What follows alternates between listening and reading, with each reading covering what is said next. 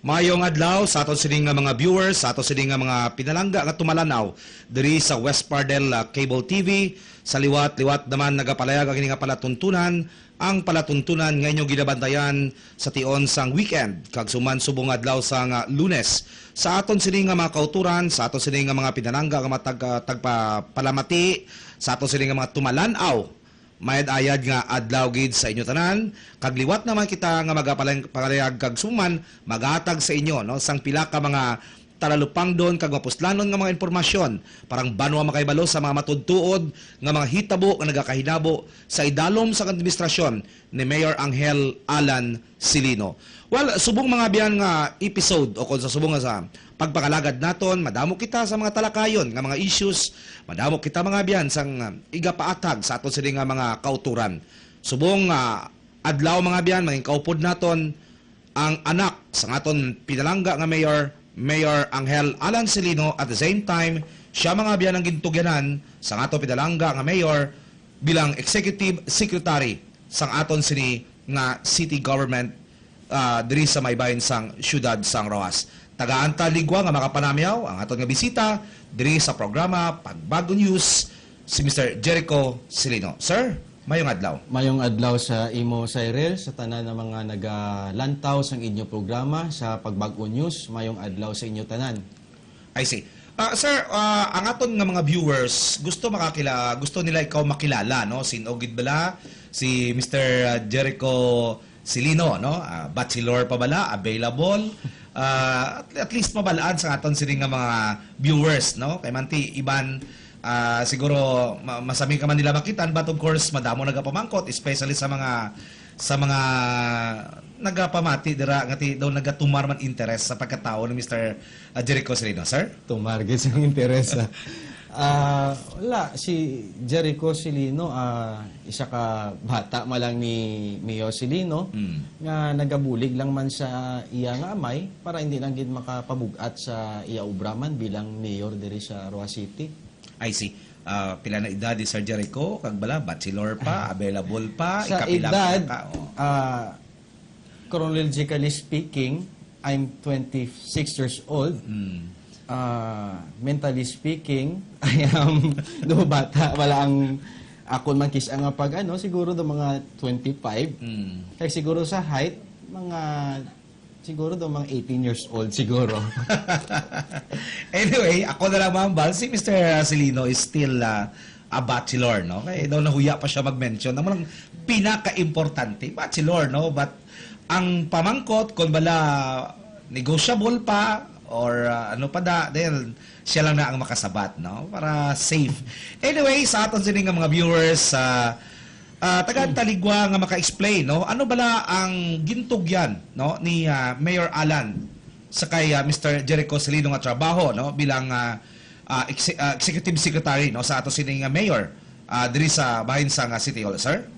Bali sa isang nagakumpanya pa lang si Mayor, nagahatag sa promisa niya sa pumuluyo. Ina na mga promisa, hindi niya ginagusto nga, siyempre pag tapos siya na daw, hindi man na niya gusto makalimutan. Okay. Ina, as much as possible, gusto niya nga ihatagid sa mga pumuluyo. Sa iban nga butang, may ara man sa sang bagay man nga si kasuhon niya, kis hindi taman gid maanhan nga masako gid siya. Dira na ako siguro nagasulod bilang bata niya para maghahatag pagid siyang bulig nga kinalanon sang pumuluyo sa Roa City. Una sa tanan dira, ako daila ginapalapitan kung may kinalanon sila pinansyal. Hindi na sila kinalanon mag-atubang sa mayor nila, biskan sa ako na lang kung importante gid kag wala si mayor, mismo ako makahatag man siyang bulig sa ila. Siguro ikaduhang importante nga ginhatag nga role ni mayor sa akon is ako in charge sa tanan nato na casual. See to it ko gid ina nga out of 1,096 nga casual, tanan ina sila may ulo kag nagaubra gid.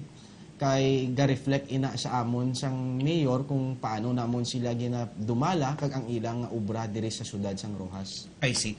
From a private life, no? Kay although si Mayor Alan naging councilor, naging vice mayor sang Roa City, but of course, this is the first time nga daw wherein nag-upod agin sa iya kag of course from a private life karon ti ara na kita bilang person in public, no, or in ti we're subject for public scrutiny kag iban pagidra nga mga bagay. So why ka man sir na maguhan after nga nag-assume ka kag ginbaton mo ining trabaho nga ini? Well, ang term dira is na culture shock ka man siguro una-una. Kay una sa tanan ang reaction sa tao sa imo, ang pagpalapit sa tao sa imo do na magu ako.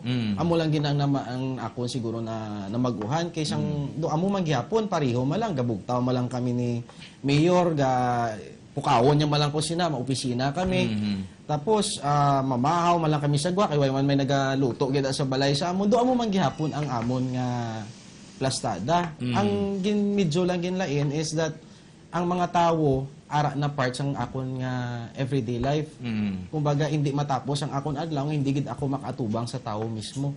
So ina lang siguro ang namaguhan ko pero at the same time nasadyahan gid ako nga nahatagan man ko oportunidad ni mayor nga makabulig man sa pumuluyo naton diri sa Rojas. Oo. Of course, adlaw-adlaw dira Monday up to Friday, even Saturday kung kaysa, no? Kung may ara nga ginasugo ang aton nga alkalde.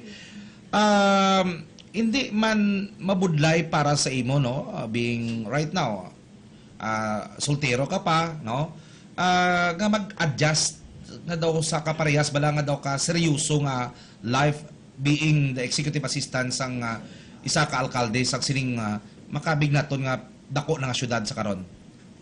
Siguro ang dira ko lang mahambal si mo Cyril do wala man ko nabudlayan kay maayo man ang pag-train sa amo ni mayor. Bisan sang una sang wala pa kami or wala pa ko nakasulod sa sini nga butang, ginatudloan man kami ni mayor sang upod sa akon manghod nga si Jordan kung paano nga dumalaho ng amon oras. Sa tanan nga lakat namon dapat may kasiguraduhan amo na nga siguro may ara man niya nga time ako gid man nga mag paligwa-ligwa man kag may time gid kuya para sa ubra ko man. Okay. Before sa ginsiling mo na kaina, no, adlaw-adlaw ikaw nagatubang sa mga tao dira. Although may ara man nga nagakadto kay mayor, nagadirekta nga may ara gid gusto nga si mayor gid ila may istorya, but of course ining common nga makita naton dira sa City Hall ning pangayo financial assistance, ang aton sini nga mga casuals nga may mga problema okay sa nga nagadirekta man da sa imo isa pangayo bulig. Paano mo sir i-assist no ang mga pumuluyo sila sa